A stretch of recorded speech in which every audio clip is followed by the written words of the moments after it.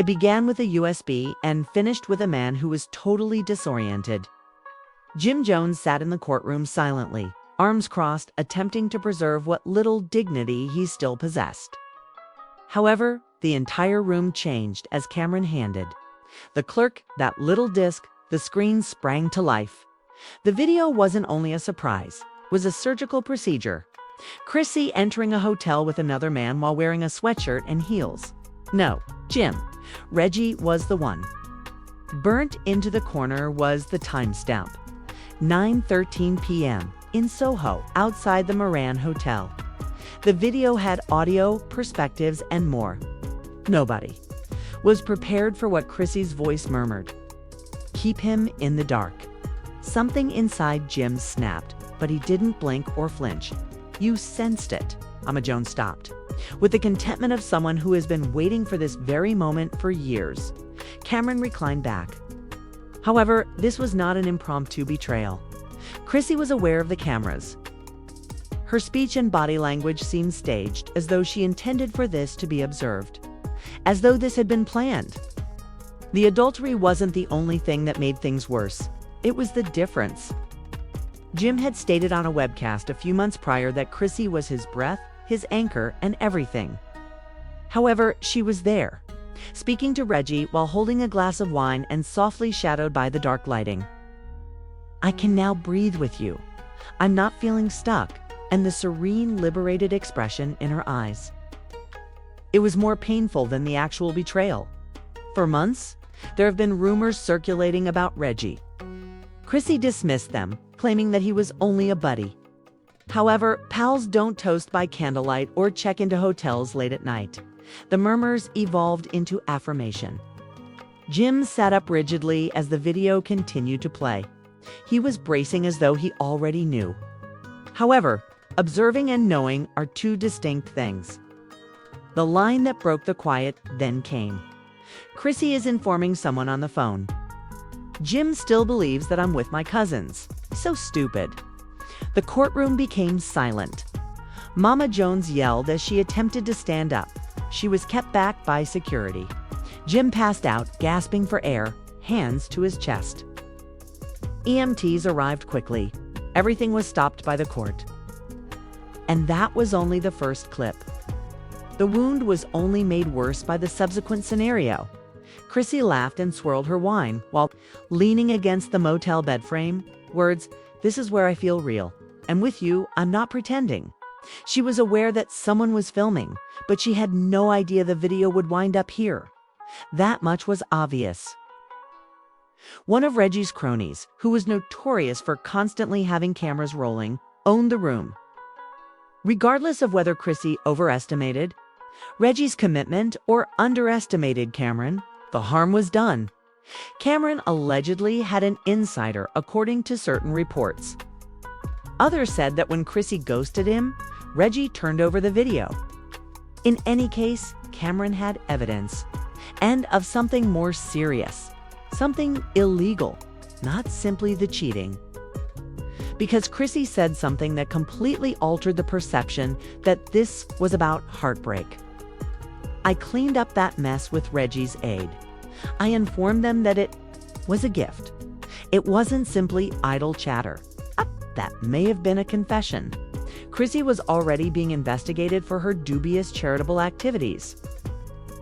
It now appeared as though she could have been concealing evidence on camera. The trial was halted by the DA. Even if everything seemed unreal, it wasn't over yet. Cameron's team had more when play restarted. 3 weeks prior to the hotel footage, there was a voicemail. Chrissy's voice was urgent and scared. "Mona, the season will end if Jim learns." Cameron is unable to view that video. "You assure me that it was removed."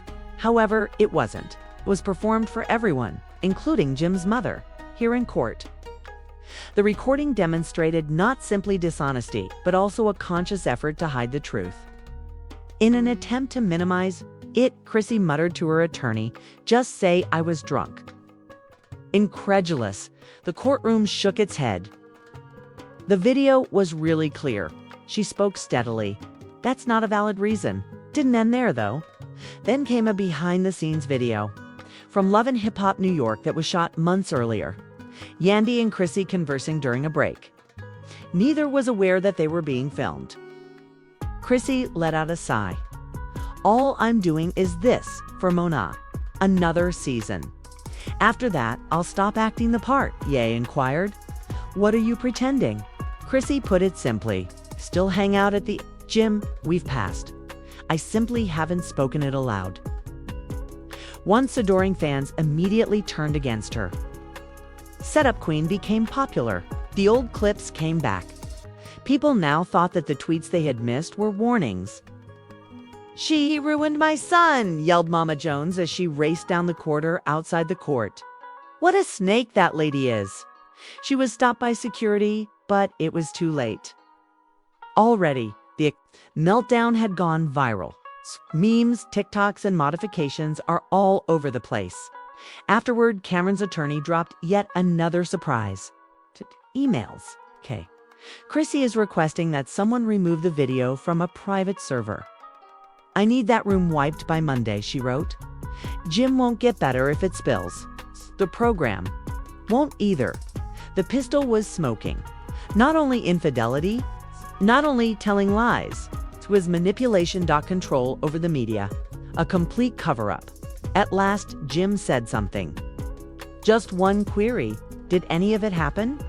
Chrissy remained silent. Simply glanced down. Her quiet reverberated. The court even halted because VH1's legal team had joined the argument, not because of the drama. They asserted that some of the videos could be in violation of confidentiality clauses. However, the judge was unconcerned with network politics. "Did you try to influence this case with media tactics?" he asked Chrissy directly. Her voice broke. "I had no intention of it getting this far. I felt frightened." "What are you afraid of? Jim is gone, losing control, and the lie." Then the last blow was delivered. From Reggie's burner phone, a text. "Sent a pal a letter? She also played me, said she would leave him. I'm the bad guy now." "The clips are with Cameron. I ought to have shared each one." "Please don't," she pleaded. Consequently, there were additional videos, proof, and betrayals. Jim left by himself in the end. No Mona, no Chrissy, no cameras protecting him, just a guy left in the wake of treachery. Outside, reporters questioned Cameron. "Do you think Jim deserved this?" Cameron answered, "No, but sometimes the truth. Doesn't care who it hurts," while glaring directly into the camera. The internet went crazy. Memes started to appear. Suddenly, it seemed prophetic to edit Jim's face with comments like, "You love the camera more than my son. You fold like hotel." Sheets, sad music overlays, and threads interpreting Chrissy's previous interviews. Then followed the knock-on consequences. Another motion was filed by Cameron's legal team.